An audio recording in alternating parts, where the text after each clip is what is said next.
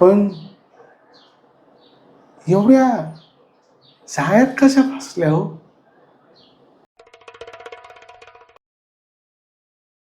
प्रत्येक महिला पुरुषाला समस्या असतात, प्रश्न असतात आणि ही लोक उत्तर शोधत असतात.